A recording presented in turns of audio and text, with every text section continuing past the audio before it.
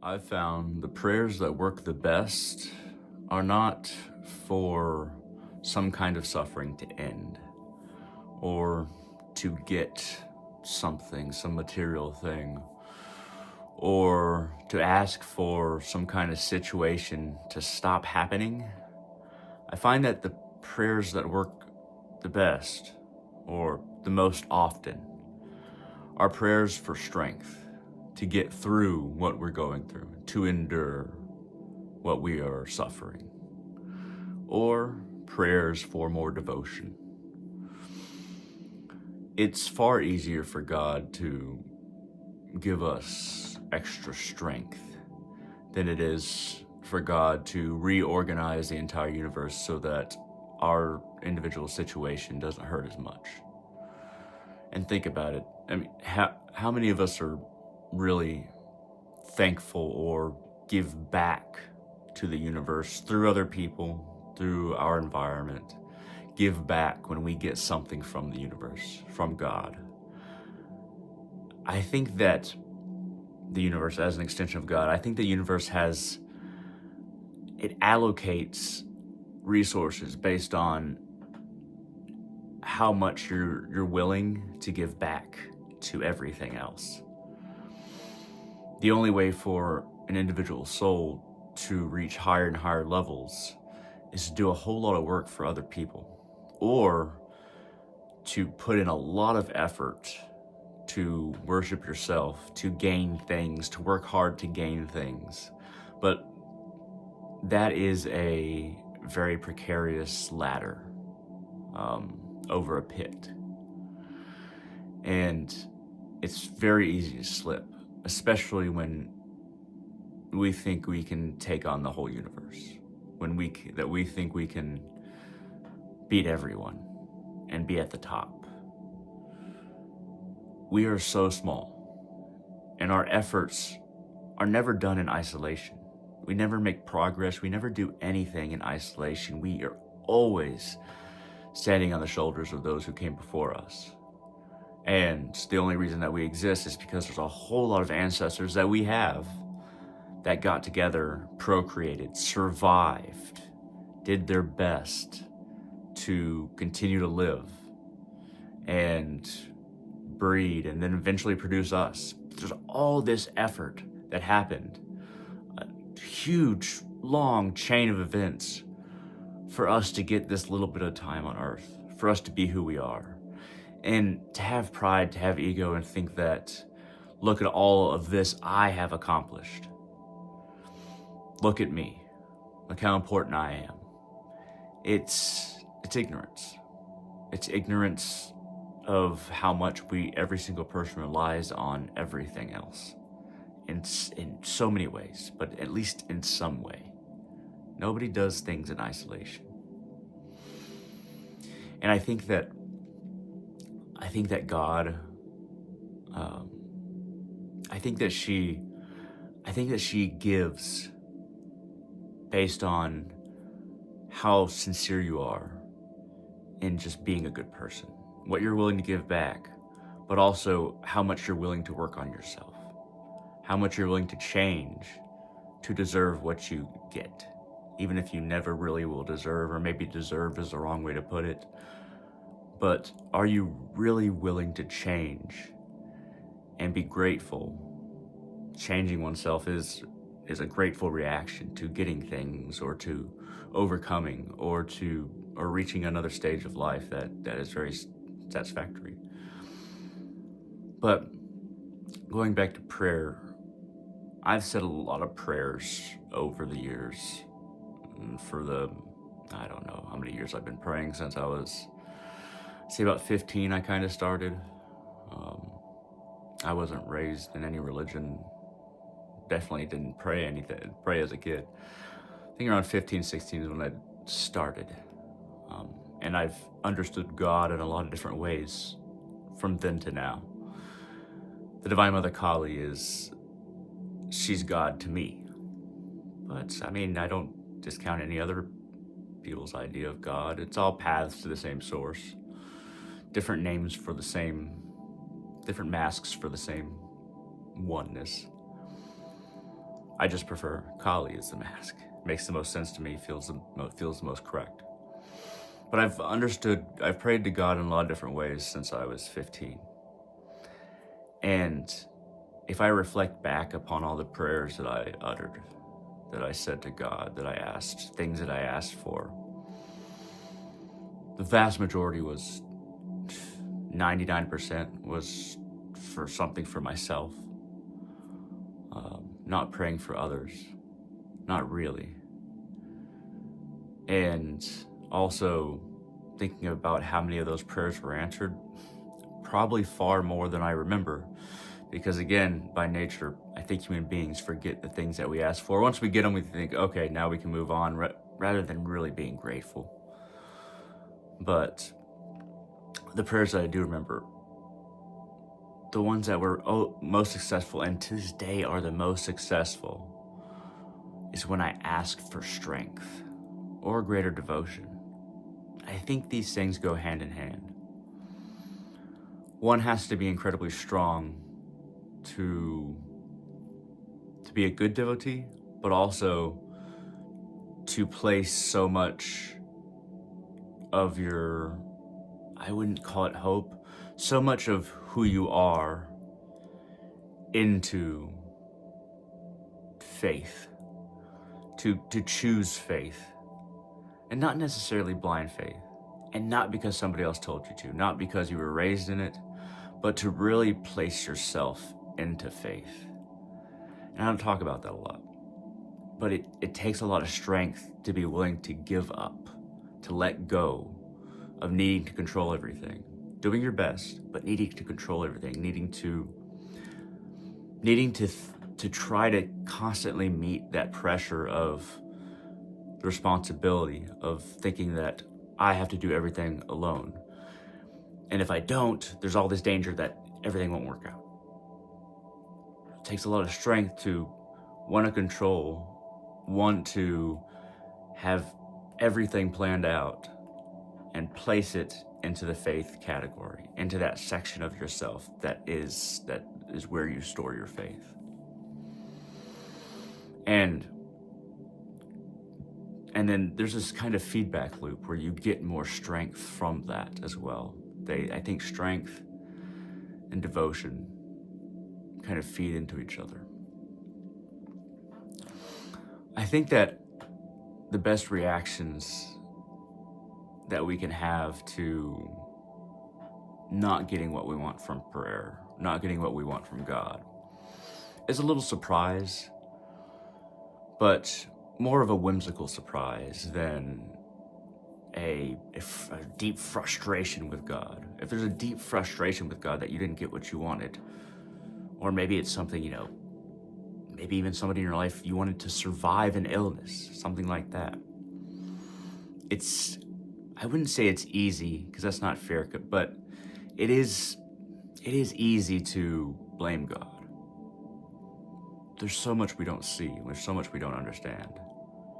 And that's not much consolation, I know, but there's so much we don't understand. But maybe a story will help. So, Paramahansa Yogananda, he is the author of Autobiography of a Yogi. He would always get this certain kind of banana bread from this old Scottish couple that ran this little bakery somewhere in California. He had a hermitage there. Self-Realization Fellowship, he founded that. But he drove to this little bakery in this old couple's house, and he would always speak to God, God through the Divine Mother, but he would also call God Lord or Almighty. He very much tailored the way that he spoke about God based on the Christian disposition towards thinking God of being male in the United States. But I mean, he knew that was okay too.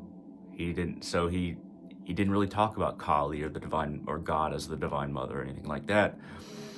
But he didn't need to bring the particulars of how he had always worshipped in temples or how he had always referred to God as Mother. He didn't need to bring that he could bring God and the Almighty, the Father of Christ, Father, Son, and Holy Spirit. He could bring God in that form and talk about God in that way as well, and it's just as good.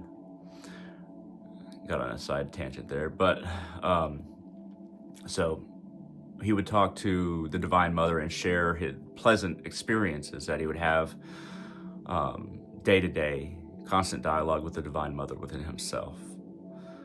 And he got to that little bakery house of this old couple, and it turns out they were out of this particular kind of banana bread that he really loved from this place.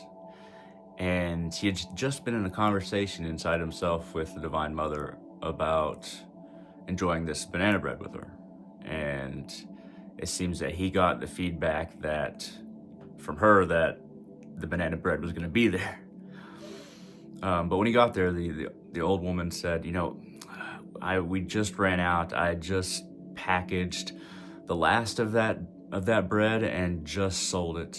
I'm sorry. And then Paramahansa Yogananda, I guess I could just call him Yogananda for short, but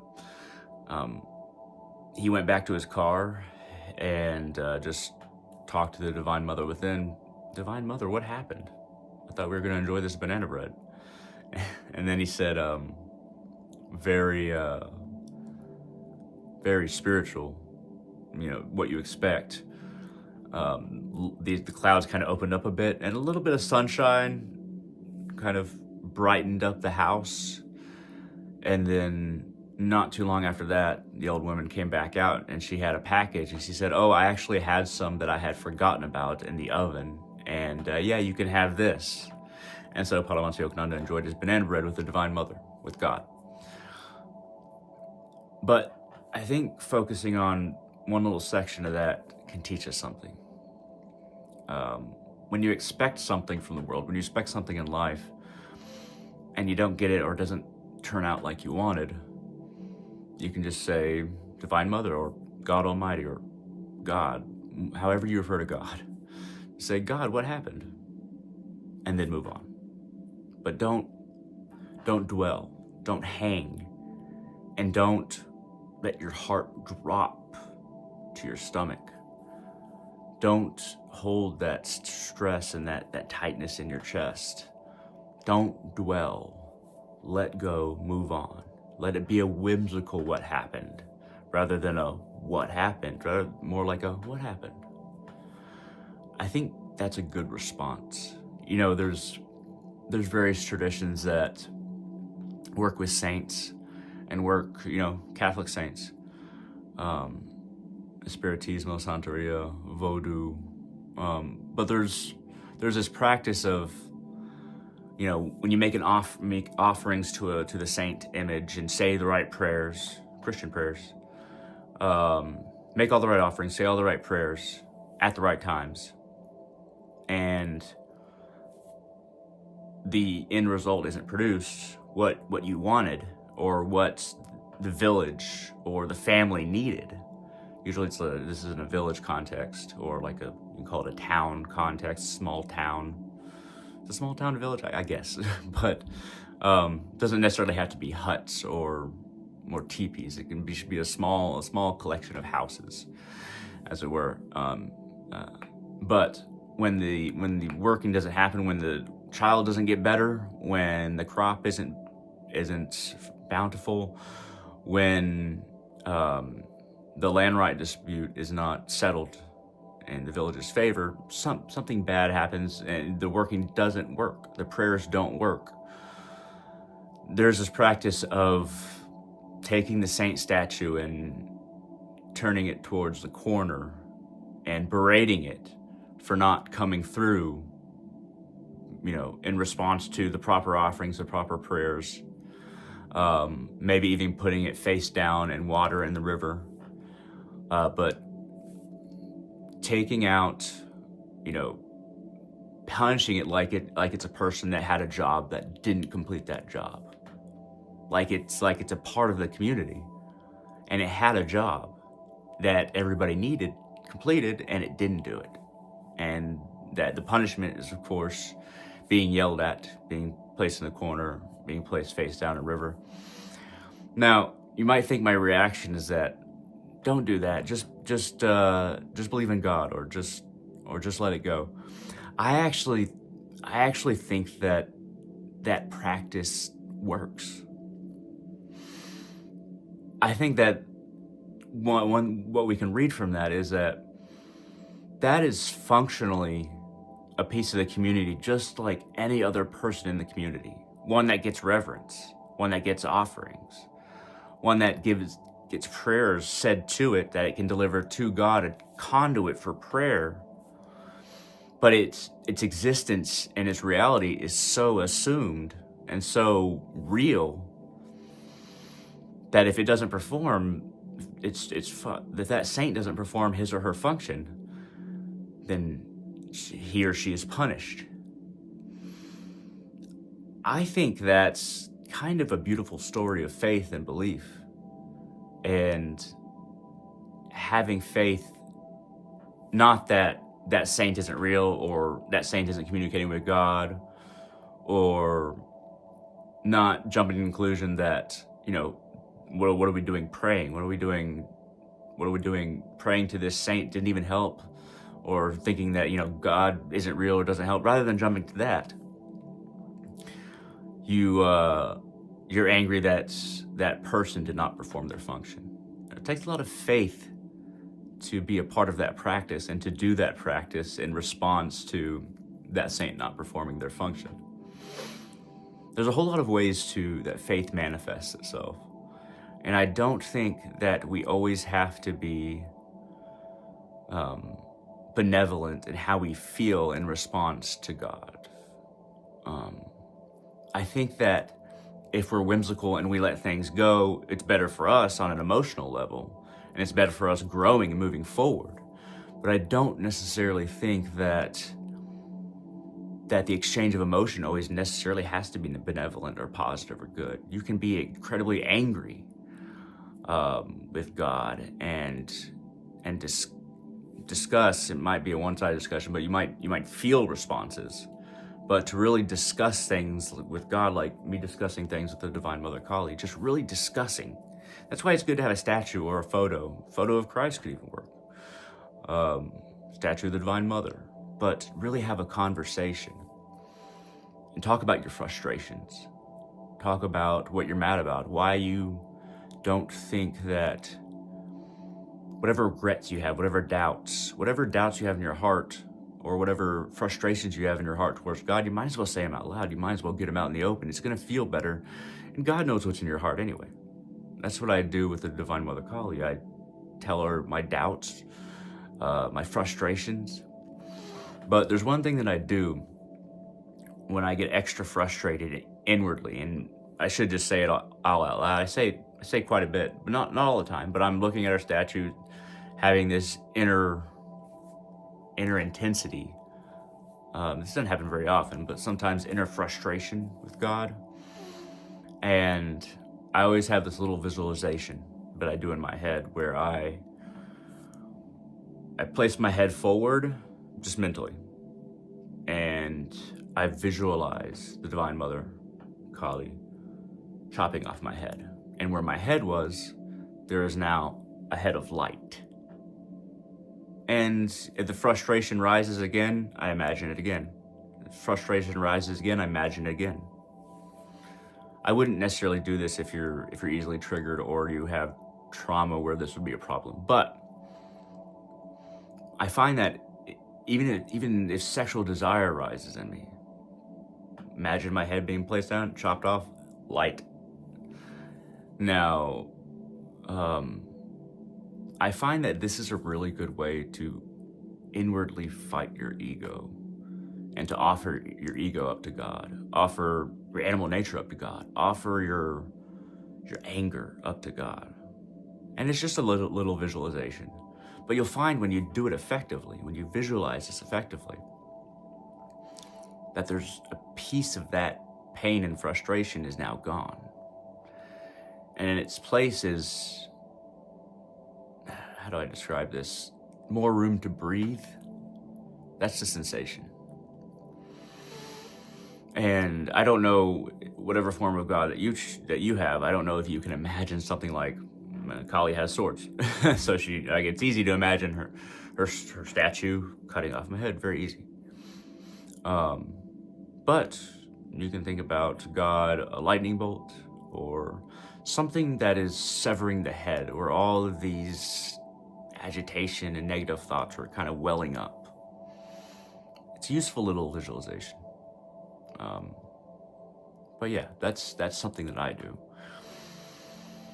Overall, in conclusion, we don't always have to relate to God in a necessarily positive way. We should wrestle with God in a way, but always engage with God sincerely and often.